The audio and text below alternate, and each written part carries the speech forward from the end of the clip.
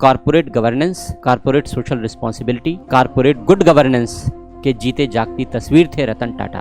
Tata sons के dividend का 60 to 65% Tata trust में चैरिटेबल पर्पस के लिए जाता है। जिस कार के मालिकाना हक को बेचने वो फोर्ड के पास गए थे, उन्होंने फोर्ड के मालिकाना हक को उन्होंने खुद खरीद लिया। वे कंपनी के कर्मचारियों को अपने साथ कनेक्ट करना चाहते थे। निचले लेवल से काम करना शुरू किया उन्होंने, जबकि कंपनी उनके परदादा की कि बिजनेस टाइकून दिल से बना जाता है, बिजनेस टाइकून दिमाग से बना जाता है, पैसे के बल पर नहीं। किसी भी उद्यमी के जाने पर हमारे देश को उतना दुख नहीं होता या हमें उतनी अपूरणीय क्षति महसूस नहीं होती जितनी अपूरणीय क्षति हमें रतन टाटा के जाने से महसूस हो रही है, अनुभव हो रही है। क्यों? क्योंकि रतन टाटा केवल बिजनेसमैन नहीं थे, वो आंकड़ों के बाजीगर नहीं थे आज के मैनेजर्स की तरीके से। वो एक सफल उद्यमी थे क्योंकि वो एक अच्छे इंसान थे। रतन टाटा का जाना निसंदेह इस देश के लिए एक अपूरणीय क्षति है, किंतु मृत्यु शाश्वत है, हर किसी को आनी है। लेकिन मृत्यु के पीछे व्यक्ति जो विरासत छोड़ कर जाता है, यह उसके जीवन का सबसे महत्वपूर्ण अंश होता है। रतन टाटा हमारे समक्ष और अपने जीवन के पीछे ऐसी ही अविस्मरणीय यादें छोड़कर गए हैं जो चिरकाल तक इस देश में युवाओं को, युवा उद्यमियों को और हमारे देश के नागरिकों को प्रेरित करती रहेंगी। जिस तरीके का बिजनेस मॉडल रतन टाटा ने डेवलप किया वो अपने आप में अलहदा था। एक बिजनेस मॉडल के रूप में उन्होंने जिस तरीके से टाटा सन्स को ऊंचाई पर पहुंचाया और जिस तरीके से उन्होंने सफलताएं प्राप्त की, और दूसरी ओर किस तरीके से एक कारोबारी परोपकारी परिवेश में परोपकारी तरीके से अपनी भूमिका को निर्वाह कर सकता है, जिसको आजकल कॉर्पोरेट सोशल रिस्पॉन्सिबिलिटी कहते हैं। इन दोनों बातों का उपयुक्त समन्वय रतन टाटा के मॉडल में स्पष्ट रूप से दिखलाई पड़ता है। और संक्षेप में कहें तो corporate governance, corporate social responsibility, corporate good governance के जीते जागती तस्वीर थे रतन टाटा।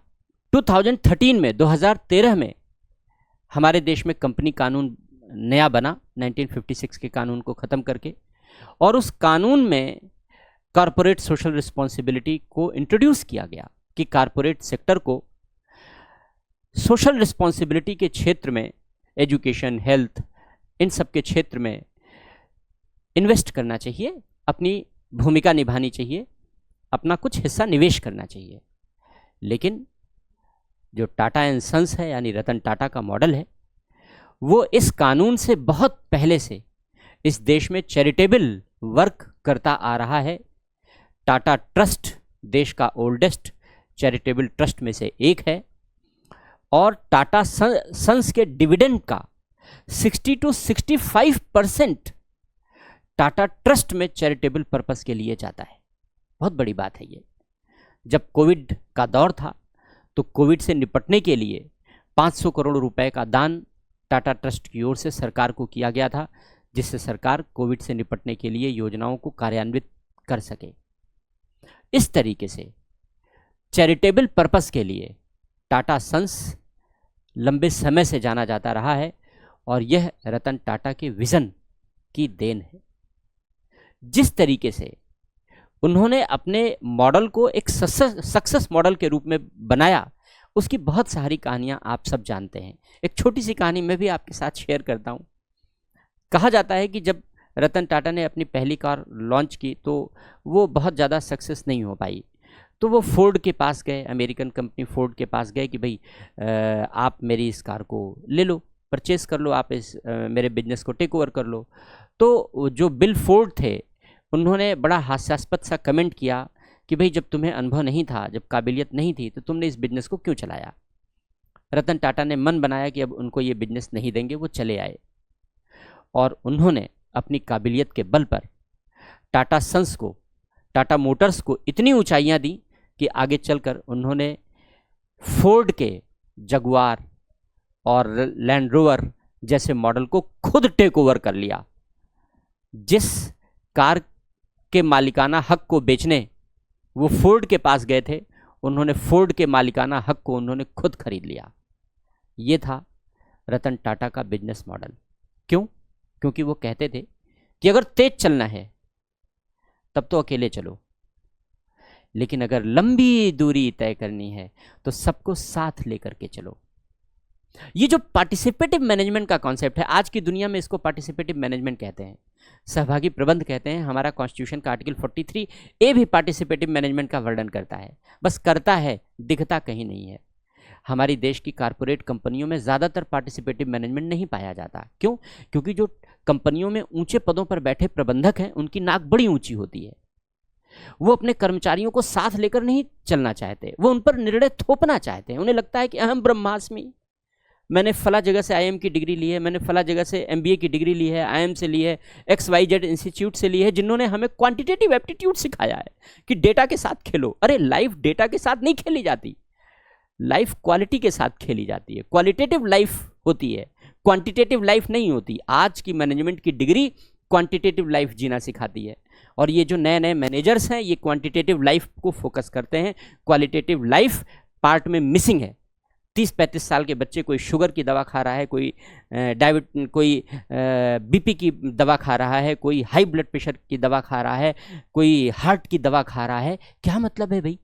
कौन सी ऊंचाई पर ले जा रहे हो अपने आप को और अपनी कंपनी को? कौन सी ग्रोथ पर ले जा रहे हो? काहे की ग्रोथ है ये तुम नीचे ले जा रहे हो अपने जीवन को भी और कंपनी को भी। क्यों? क्योंकि क्वालिटेटिव लाइफ नहीं दे रहे हो। लेकिन आज के मैनेजमेंट के सिनेरियो को ये बात समझ में नहीं आती। क्यों? क्योंकि उन्हें डेटा से खेलना है, क्वांटिटेटिव एप्टीट्यूड का ही टेस्ट होता है, क्वालिटी तो मिसिंग है हर जगह। रतन टाटा ने इस गैप को भरा है बिजनेस मॉडल में, लेकिन ये बिजनेस मॉडल पुराना हो गया। जो आज की दुनिया का बिजनेस मॉडल है वो BP की दवा खा करके, हार्ट की दवा खा करके, शुगर की दवा खा करके डेटा बढ़ाने पर फोकस करता है।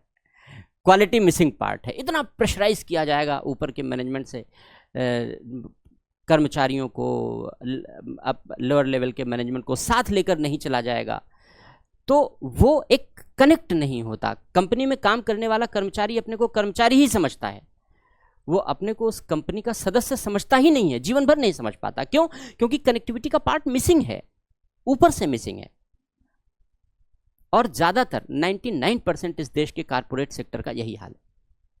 मैंने जो अनुभव किया कारपोरेट सेक्टर का यही हाल। लेकिन रतन टाटा का जो बिजनेस मॉडल था वो इससे बिल्कुल अलग था।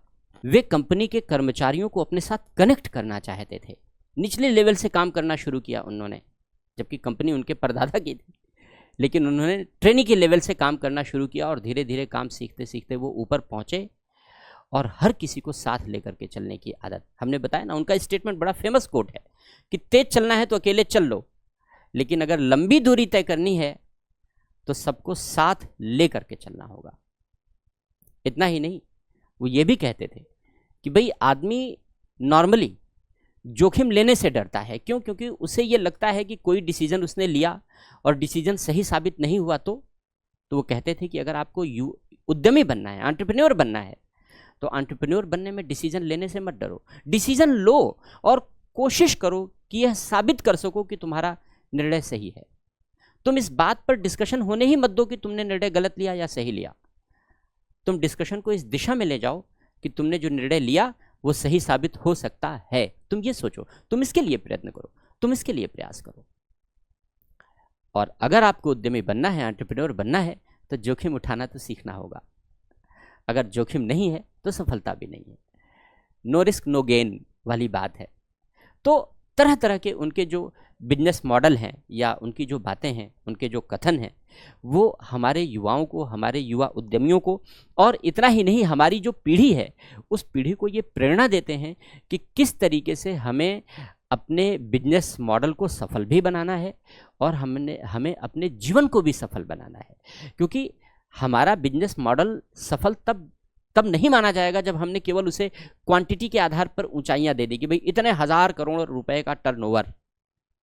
नहीं, आपको क्वालिटी लाइफ भी देनी है, स्वयं को भी, स्वयं से जुड़े हुए सभी सदस्यों को भी। तब आप एक सफल बिजनेसमैन माने जाएंगे।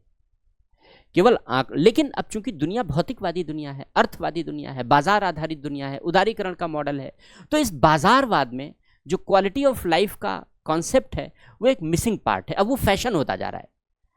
क्वालिटी ऑफ लाइफ ये भी बाजारवाद का शिकार हो रही है। ये भी फैशन हो गया कि 1 महीने 2 महीने जम करके आपको खून चूसा गया काम कराया गया, इसके बाद आपको 2 दिनों के लिए ऋषिकेश भेज दिया गया। 2 दिनों में क्या ले लोगे तुम, वहाँ पर जाकर के कौन सी शुद्ध हवा खा लोगे। लेकिन ठीक है, ये भी एक फैशन है, ये भी एक वर्किंग स्टाइल बन गई है।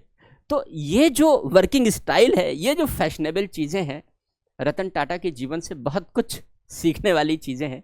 आजकल के युवा उद्यमियों को, आजकल के युवा मैनेजर्स को, आजकल के युवा एंटरप्रेन्योर्स को, कि किस तरीके से अपने बिजनेस मॉडल को हम सफल बना सकते हैं। और बिजनेस मॉडल की सफलता हमारे जीवन की दया, सहिष्णुता, हमारे व्यक्तित्व के सद्गुणों, इन पर भी निर्भर करती है।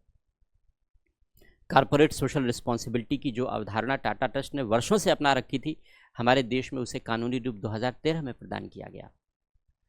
जबकि हम जानते हैं कि हमारे देश की जो पार्लियामेंट्री कमेटीज़ रही, पार्लियामेंट्री कमेटी की एक रिपोर्ट आई थी, उस रिपोर्ट ने बताया कि हमारे देश में कुछ प्राइवेट कंपनियां ऐसी हैं जो कॉर्पोरेट सोशल रिस्पॉन्सिबिलिटी से बचने के लिए अपने अकाउंट का मैनिपुलेशन करती हैं, खिलवाड़ करती हैं अकाउंट के साथ। ऐसी भी कंपनियां हैं इस देश में, ऐसे भी उद्योग हैं इस देश में।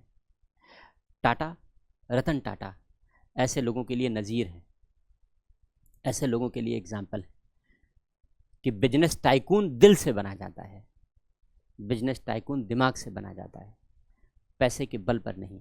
किसी भी उद्यमी के जाने पर हमारे देश को उतना दुख नहीं होता, या हमें उतनी अपूरणीय क्षति महसूस नहीं होती जितनी अपूरणीय क्षति हमें रतन टाटा के जाने से महसूस हो रही है, अनुभव हो रही है। क्यों? क्योंकि रतन टाटा केवल बिजनेसमैन नहीं थे, वो आंकड़ों के बाजीगर नहीं थे आज के मैनेजर्स की तरीके से। वो एक सफल उद्यमी थे क्योंकि वो एक अच्छे इंसान थे, वो एक नेक इंसान थे, और उस इंसानियत में सबको साथ लेकर चलने की इच्छा शक्ति शामिल थी और सबको साथ लेकर चलने की काबिलियत हासिल थी। एक आम जनता के दुखों के प्रति उनके मन में कितना सरोकार था, इस बात का अंदाजा इस तथ्य से लगाया जा सकता है। आप सब जानते हैं कि टाटा ने नैनो कार लॉन्च की, और ये घटना भी आमतौर पर सभी जानते हैं कि वो नैनो कार लॉन्च करने की पीछे की कहानी यही है कि वे जब बारिश के दौरान वो अपनी कार से जा रहे थे तो उन्होंने एक दंपत्ति को स्कूटर पर बैठे हुए देखा। पति पत्नी और बच्चे स्कूटर पर बैठे हुए थे और बारिश से भीग रहे थे। उनके मन में ख्याल आया कि काश अगर इस मिडिल क्लास के पास एक छोटी सी कार होती जो वो वहन कर सकता।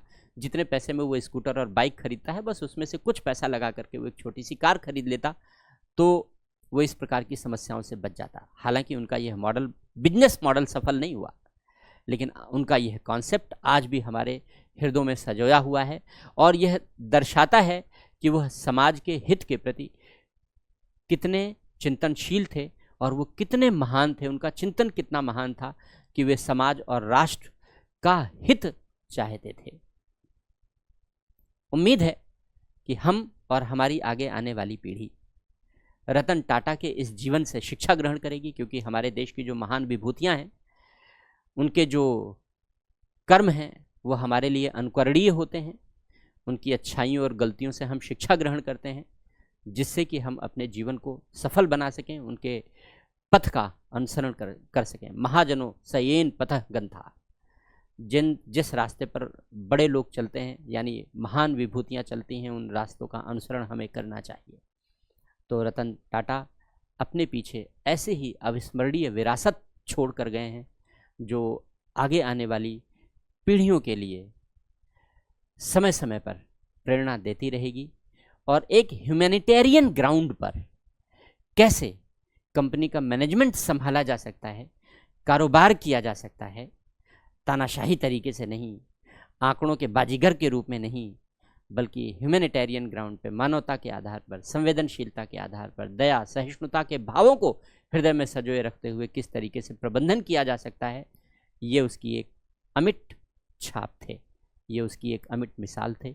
तो उम्मीद है हमारी आगे आने वाली पीढ़ियाँ और हमारे खासकर नए युवा एंटरप्रेन्योर जो आंकड़ों की बाजी, क्योंकि नए नए जो मैनेजमेंट के इंस्टीट्यूट हैं बड़े बड़े, वो सब आंकड़ों की बाजीगरी सिखाते हैं, तो आंकड़ों की बाजीगरी से ऊपर उठकर इंसानों के हित के विषय में सोचेंगे और इंसानों के हित के लिए कार्य करेंगे और इंसानों के साथ मिलकर काम करेंगे, इंसानों के ऊपर शासन करके नहीं। यानी पार्टिसिपेटिव मैनेजमेंट की जो सीख रतन टाटा ने दी है, उम्मीद करते हैं, वैसे तो अभी अपनाई नहीं जाती हमारे यहाँ ज़्यादातर कंपनियों में, उम्मीद करते हैं कि हमारी कंपनियां रतन टाटा की इस सीख को अपने जीवन में फॉलो करेंगी। Thank you.